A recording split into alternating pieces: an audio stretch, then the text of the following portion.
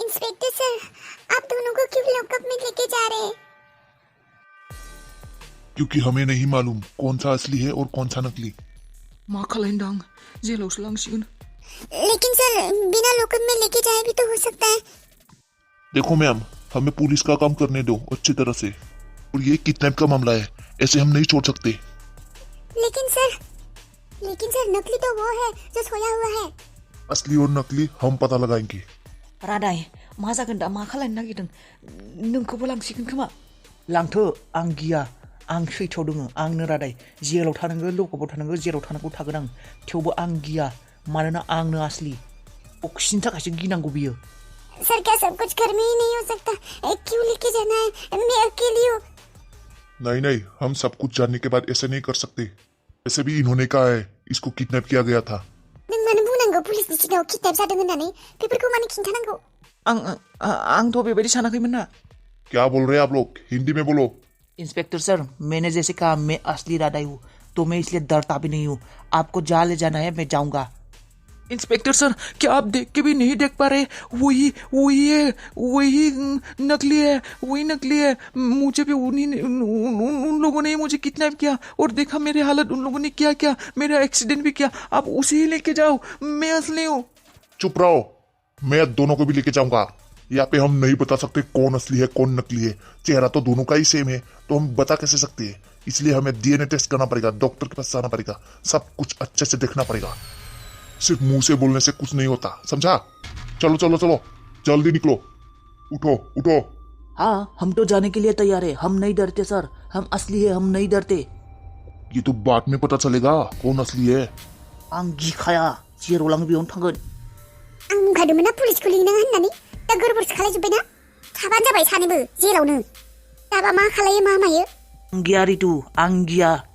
आं सैथोआव दङ अरायबो, बेनिखायनो आं गिया। हे भगवान, बासायले आंखौ। नों नकलिखाय नों गिनो हानाय, नाथाय आं असलियाव दङ, आं गिया। सैमा, नोंसो नकलि, नोंसो जुथा सैमा, नोंनि थाखायनो जाजोबदों बिसोरो, नोंसो बक्सि। चुप रहो तुम लोग। दोनों को भी जब डंडा चलाऊंगा ना दोनों के ऊपर, तब पता चलेगा। जल्दी चलो, तुम जल्दी उठो, मेरे पास टाइम नहीं है, समझा? दोनों पुलिस स्टेशन चलो जल्दी। माइबा सानदोंमोन माइबासो जाबाय दा प्रब्लेमसो जाजोबसिगोन खोमा।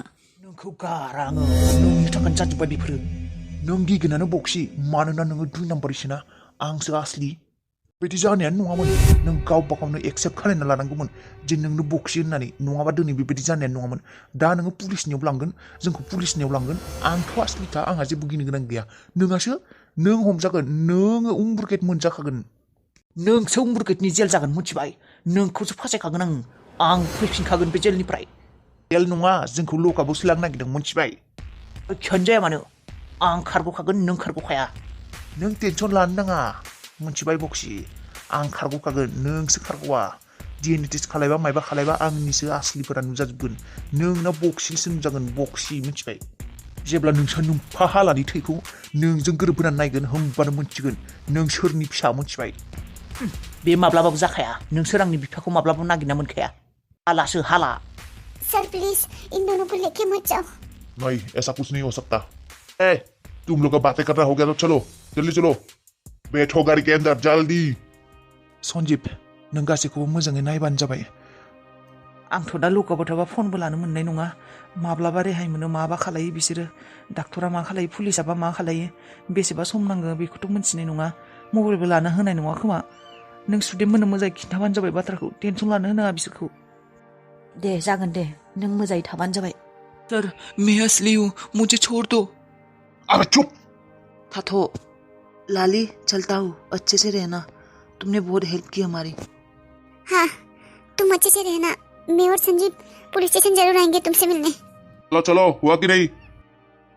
तो दोनों गाड़ी में बैठो। आरती उतरना पड़ेगा क्या? जल्दी बैठो गाड़ी में। बहुत ही बुरा हुआ। अब बोलने से क्या होगा? बहुत ही बुरा हुआ है। तुम लोग की वजह से हुआ है। सब तुम लोग की वजह से हुआ है। गोसोखौ गोजोननाय मोनबाय नोंसोरो? गोसोखौ गोजोननाय मोनबाय? बिसोर सानैनि गेजेरावथ' सोरबा सासेया रादायमोन। दा सानैखौबो जेरावसो लानानै थांबायना? बेसेबां बुंखादोंमोन पुलिसनो दा खिन्था होननानै। केसा पुलिसनि आखायाव थांनाय लोगो लोगोनो पुलिसा गावनि नोजोरै मायबा मायबि खालायजोबसिगोन, मिथिबाय? नंनायनि नङिनि। सानैनि गेजेराव सोरबा सासेयाथ' रादायमोन, सोरबा सासेयाथ' आसलिमोन बेफोरखौ जों गासैबो न'नि मानसिफोरानो गोरोबजोबनानै माबा मोनसे खालायनानै माबा मोजां खालायना लागौमोन ना मोनथिगौमोन ना लासैनो पुलिसखौ लिंनानै दा न'नि बाथ्रा न'नि गेजेरावनो गासैबो सल्भ जाना थागौमोन ना मालाय लासैनो मानो पुलिसखौ लिंनांगौ दे बाजै दाबो जेबो जाया रादाया रादायानो थाखागोन आरो नख्लियानो थाखागोन बेफोरखौ टेस्ट खालायबानो गासैबो फिननायफोरा ओंखारजोबखागोन एसेबां रागा जोंनायनि दरखार गैया दे दे नायनि मा जायो उनावसो नुगोन आसलि रादाया सोरो थाबै खिन्थु नोंसोरनि दायनि थाखाय आं जुदि आंनि रादायखौ खोमाना लानांगौ जायो मोनथिखा नोंसोरखौ रावखौबो गारखाया आङो नोंलाय मा खालायखौ बाजै जोंफोर सैथोनिसो अरायबो लोगोआव थाखायो सैथोजोंसो लोगो जादों सैथो नंखाय आं बेफोरखौ जेबो मिथिया आंनो आंनि हौवा रादायखौसो नांगौ मिथिबाय रादाया माबा मोनसे जाबानो नायखा नोंसोरखौ नोंसोर बायदि मानसिजोंबो रायज्लायोना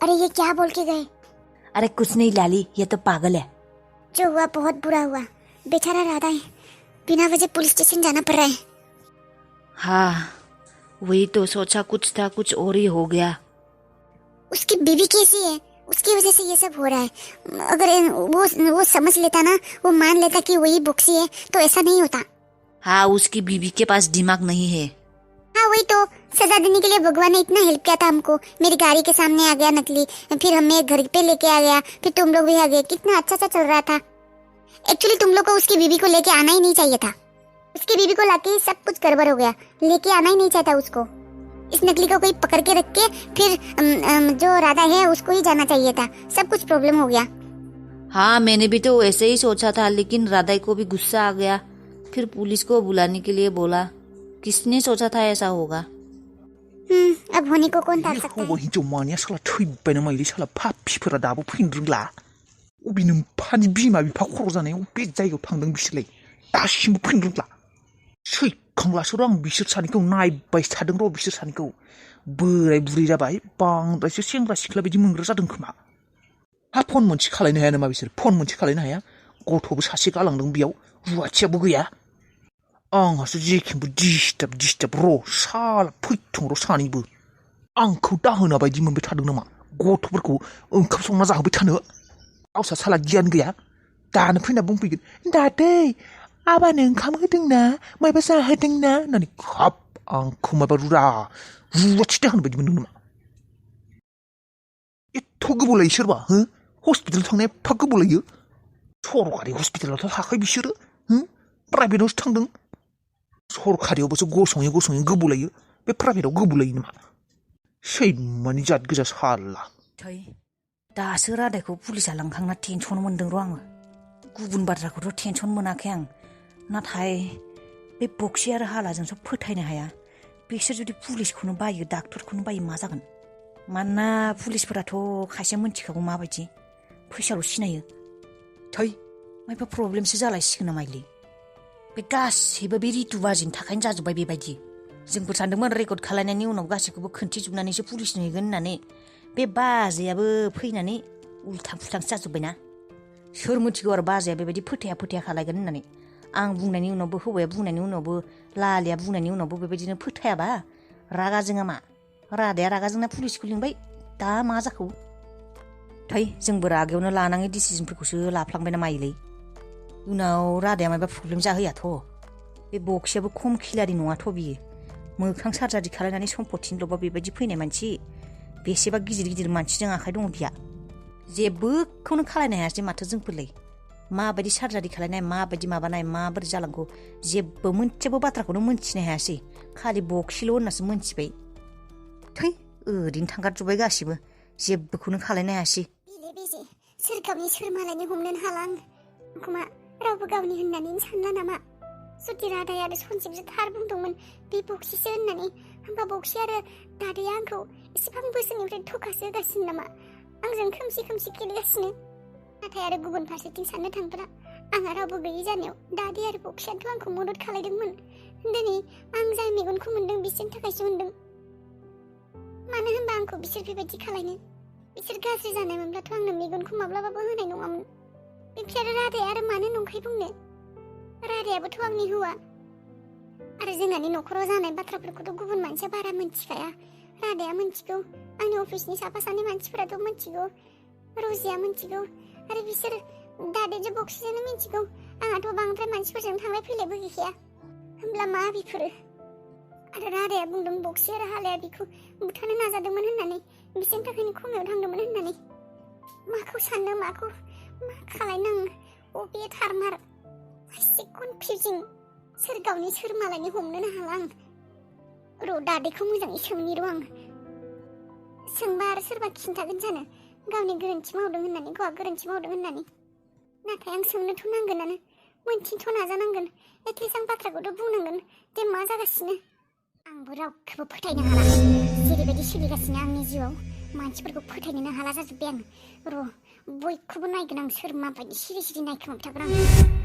दादैयाथ' दा सोंगोन रादाया अबाव होननानै मा होननो आं थार बाथ्राखौनो बुंसै आं आरो आं बुंगोन बियो बक्सिसो होननानै बुंफ्लागोन आं नंगौबाबो नङाबाबो नायनि आं बे मा बुङो मा खालायो आइ दासो सफैबाय मानोथो एसेबां गोबाव खालायखौ दासो हालिनो नुजोबदों बेखौ डाइरेक्ट बुंखानोसै नामा बक्सिखौ पुलिसाव हमनानै लांबाय होनना मा जाखो आइ मानोथो एसेबां गोबाव जानाय आरो सासेयालाय अबावथो रादाया अबाव बिजामादैया जुदि रादाय बुंनाया नंमारगौ होनबा बिसोरो आंजों गेमसो गेलेगासिनो एसेबां समनिफ्राय आंनि मेगन सिगाङाव ओमफ्राय आरो मेगन उनाव आंजों गेम गेलेबाय थायो रितु आइ मा जाखो मा सानबाय थागौ अबाव सासेया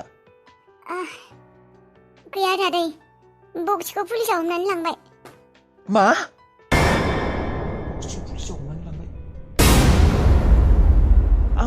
आं बुजियाखै आइ मा बक्सिखौ पुलिसाव हमनानै लांबाय बक्सिया नोंखौ फन खालायदोंमोन नामा आमेरिकानिफ्राय दादै आं गासै बाथ्राखौनो मोनथिजोब्बाय आंजों थाफाबाय थानाया बक्सिसोमोन रादाय नङामोन मा माबायदि मिथिखो बेखौलाय बक्सिसो होननानै रादाय नङा होननानै सोर मा खोन्थादों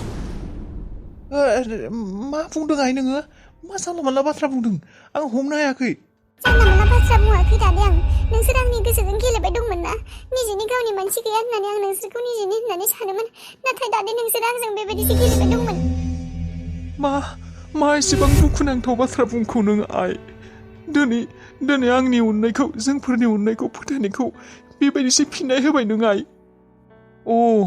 निजेनि नङाथ' बेबायदिनो सोरबा मायबा बुंनायखौनो लाबाय आरोना गावनि बिफामोनबालाय गावनि जानायमोनब्लालाय बेबायदि जानाय नङामोन फोथायना लागौमोन गावनि असे मानसि नङा नालाय बेखायनो सोरबा मायबा बुंनायखौनो फोथायनानै लाबाय आरोना नै आइ मायबा प्रब्लेम मोनदोंबा सिदा सिदि बुंखा आइ थांगोन आं थाया बेबायदि नङा दादै आंनि गोसोआ बेसेबा बेले बेजे जानानै दङ मा जाखो पुलिसा माबायदि बक्सिखौ हमनो मोनखो मा जाखो बिसोरो दादै आंनो थार बाथ्रा खिन्था आंखौ नंखाय दा बुं बक्सिया आमेरिकायाव गैयाना आंजों थाफाबाय थानाय बे न'आव थानाया बक्सिसोमोन ना प्लास्टिक सार्जारि खालामनानै बक्सियासो रादाय जानानै थादोंमोन मा एसेबां नंखाय खोथा एसेबां गिदिर नंखाय सोर बुंनाय नोंनि सिगाङाव सोर बुंनाय बुंदों रादाया बुंदों मा असलि रादाया फैबाय नामा मा जागोन बे रादायालाय माथो खमायावसो दंमोन गुबै डाक्टरजों रायज्लायदोंमोन खमायाव थांनाया मोजां जाला होननानै मा मोजां जाफिनखो बे रादायालाय दादै थारखौ बुंमारनाय